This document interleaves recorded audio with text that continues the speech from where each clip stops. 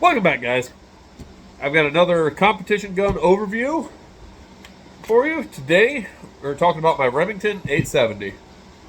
I've used this in 4 or 5 3-gun matches, and in a couple of weeks, I'll be using it in a IPSC shotgun match. I've never shot just a shotgun only match, so should be pretty fun. We'll start with, it's the most distinctive thing about this gun. I've got the orange stock and forend on it. They're Magpul. I think they're more for like police use, for less lethal shells like bean bags, stuff like that.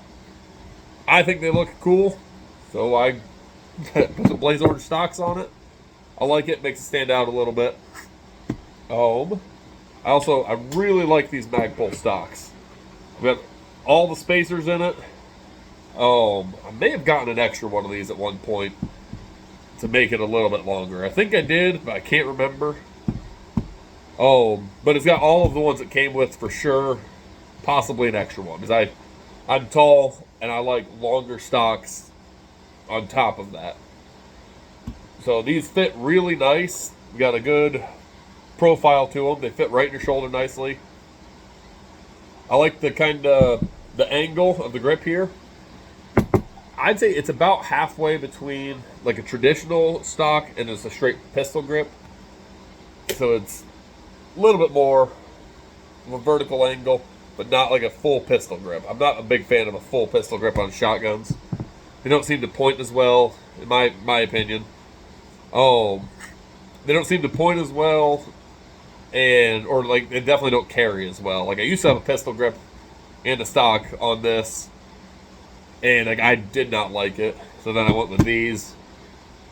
That was years ago. I think I had black ones on it for my first 3-gun match. Then I went to these because I can make them longer, and the angle's nice. I had a pistol grip stock on it for a while, and I really didn't like that because this was my hunting gun for years. It's like pheasant hunting when you're holding it up like this, your wrist is at an angle like this, and it's just awkward. So I never liked it. But I was like 18. I thought it was cool, so that's what I put on it. And turns out you should put more thought into your gun stuff than it looks cool. Who would have guessed? But you live and you learn. So I put these on it. These I'm a big fan of. I'd suggest these to anyone if they want to upgrade their shotgun stock. I really like them. We move out to the forend. You see I've got grip tape on the sides, on both sides, but not on the bottom. The bottom I've actually filed off. It had ridges on here. I took a file and I took all those off. All the sides, all there, so it's nice and smooth on the bottom. I did that. There's a dummy shell. I did that for the match saver. So when I'm shoot that, come back here. I found like if I had grip tape down here or the ridges and stuff, I would hang up a lot more. It wasn't as smooth. I'm no Jerry Michalek or Lena Michalek or any other big 3-gunners, but so like I'm not super smooth with it to begin with. But filing that down, smoothing that out, definitely seemed to help me. So to talk about that also, I've got a match saver on the side that I just have bolted right to it. It doesn't work as well on a pump as it does a semi-auto, because usually a pump you have to be paying a lot of attention. You might notice when you cock it again that you didn't pick up another shell, but usually it's you click and then you do it. When it's semi-auto, you can feel the different recoil impulse when you go completely empty, because your bolt locks straight to the rear and it doesn't kick or doesn't pick up another shell. That feels different in the recoil. So as soon as that happens, I go bang, they come right back there, drop it, hit the button, all in one good fluid motion. So it works on the pump action. It's not as good as on a semi-auto. This. On the other side, I have a side saddle shell holder. I don't know if this will stay on it for the IPSC match, just for the reason, like when I'm quad loading, I come up to my shoulder like this, and it doesn't get in the way when it's empty. When it's full of shells, I imagine it'll get in the way. I'm trying to quad load. So I think I'll take this off and just go back to the pins in there, and then it'll slick it up a little bit. But with that thing on there, it makes the thing so damn wide, it barely fits in the case anymore doing that. So we'll see. We'll see if that stays on or not. Go to tube. I have a +5 tube on here. I've got a 26-inch barrel and a +5 tube, because people that know more than me told me you want your tube to be a little bit longer than your barrel for 3-gun, just so when you're dumping your gun into a dump barrel, you aren't beating up your muzzle. This is gonna kind of catch the brunt of that. I've also got whatever the hell that's called, brace, whatever the hell that thing is, just to stiffen the end of the gun up. I don't want this getting bent. I don't want the barrel getting bent. That stiffens the whole thing up.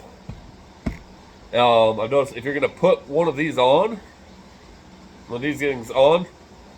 have it down a few inches. Because I had it right out at the end of my muzzle, and I couldn't change my chokes out. Because it puts just enough tension on there, you couldn't get the chokes loose. So I have it set down about 3 inches. Just so it doesn't get in the way of the chokes. Then,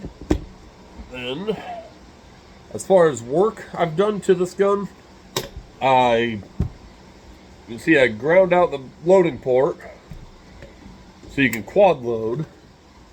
So now you can just stick a shell, another dummy shell, stick a shell in there, and that'll lock. So you don't have to get your thumb down inside here to load it. So that, I think maybe you can practice to quad load without doing that. I've never been able to, so I said, hell, I'm going to grind that out. On these, it's really easy to do. If you want to do it, I say take your time. There's some YouTube videos on how to do it. It's, you're an adult. It's your gun. Do what you want with it. But I think if you're fairly handy with tools or anything mechanical, you'll be able to handle it. The only thing you need to worry about in the Remingtons is the action bars, and they are pretty far up in there.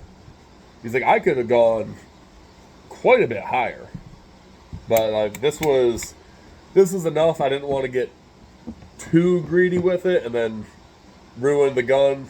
Ruin my first gun, because this was my first gun. I got this for my 16th birthday, or went up to Cabela's on my 16th birthday, and my dad bought this for me with my money.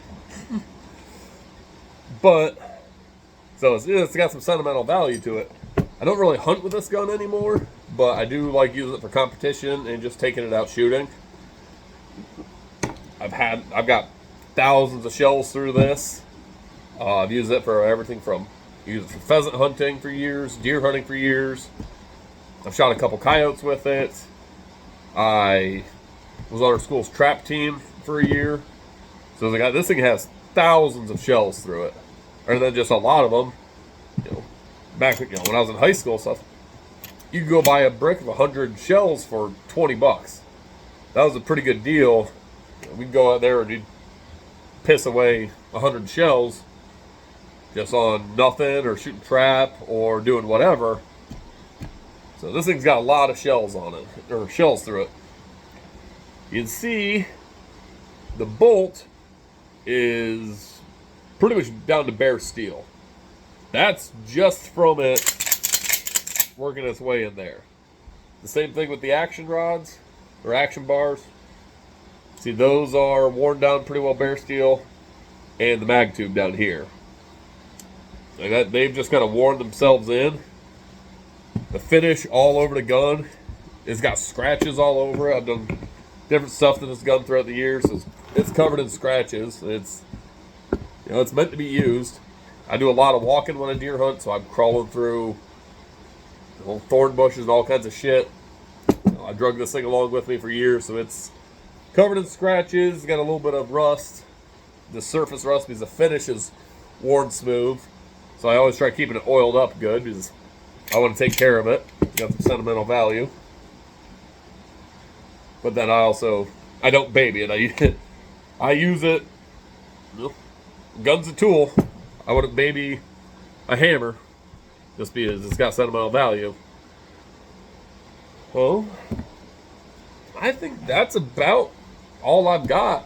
Well, if you guys have any questions on this gun or any of my other stuff, be sure to let me know. If you like this type of content, be sure to leave a comment. Let me know what you like, what you don't like. If you have any ideas for future content, be sure to let me know. Just be sure to like, comment, subscribe. Thanks for watching, and I'll see you in the next one.